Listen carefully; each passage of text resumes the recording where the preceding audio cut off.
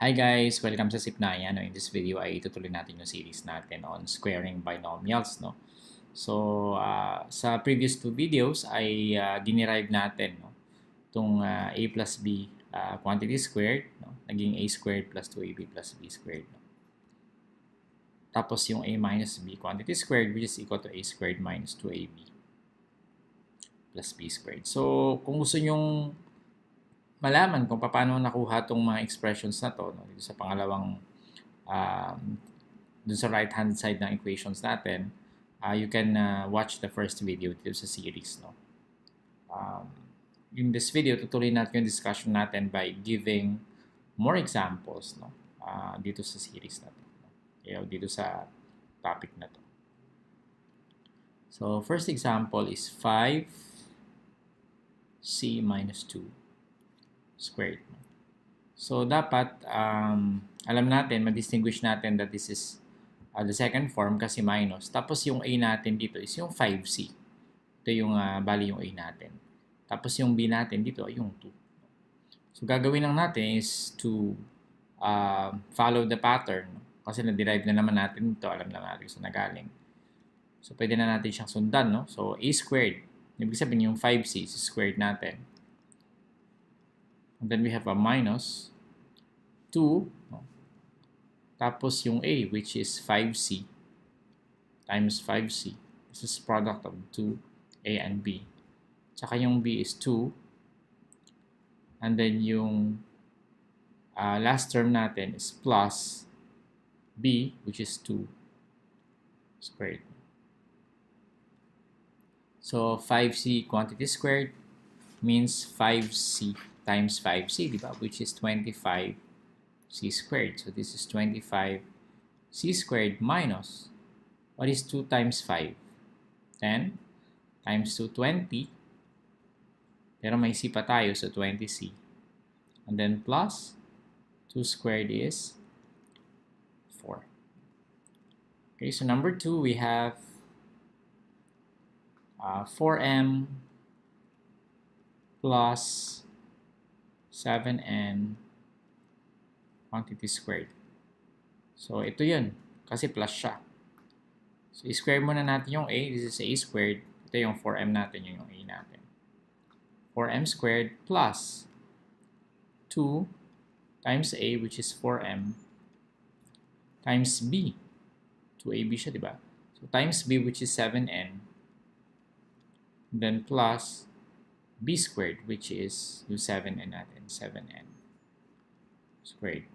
So, this is equal to 4. What is 4m squared? 4 times 4, di ba? 16m squared. This is 4m times 4m, 16m squared, plus 2 times 4 is 8 times 7, 56.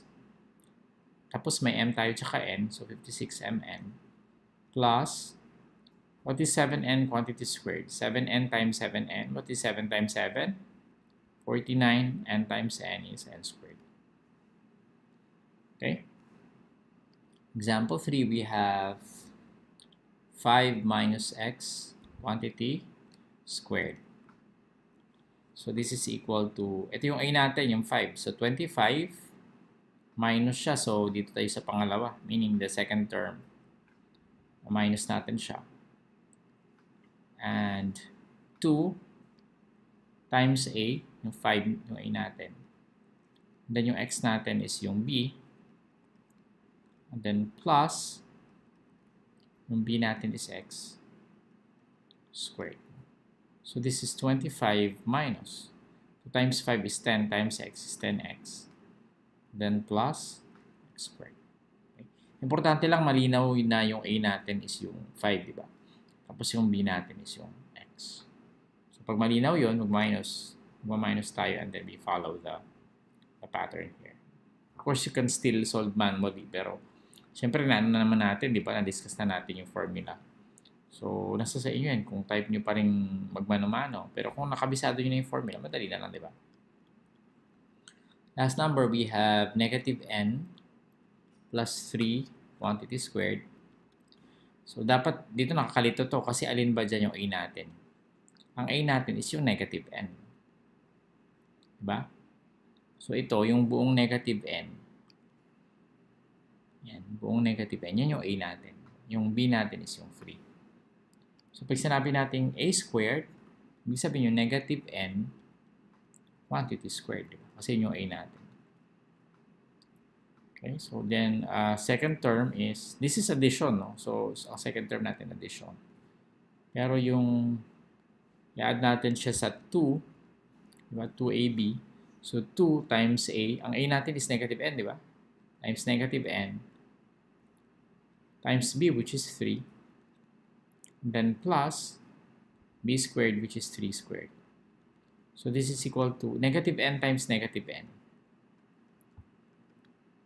This is positive, and then this is n squared, diba? So n squared,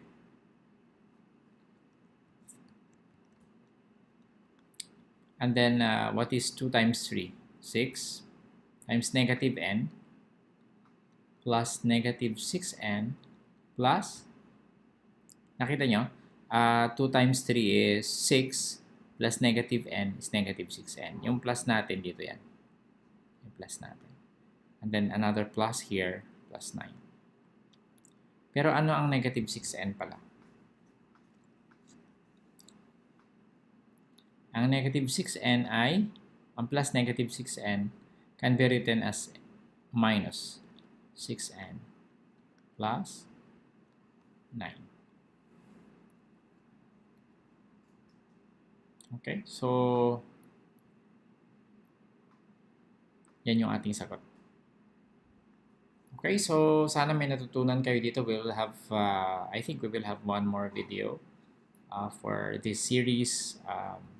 Kung gusto nyong matuto pa, no, gusto ko yung imbitahan sa Sipnayan YouTube channel. No? Ito yung ating address. No? If you want to learn more, I invite you to subscribe. No? And meron din tayong Facebook page. No? So, nagpo-post tayo dyan ng mga exercises, ng mga videos. So, pwede nyo ring i-like yan. And of course, please visit our website also. That's it. Maraming salamat. I'll see you in the next tutorial.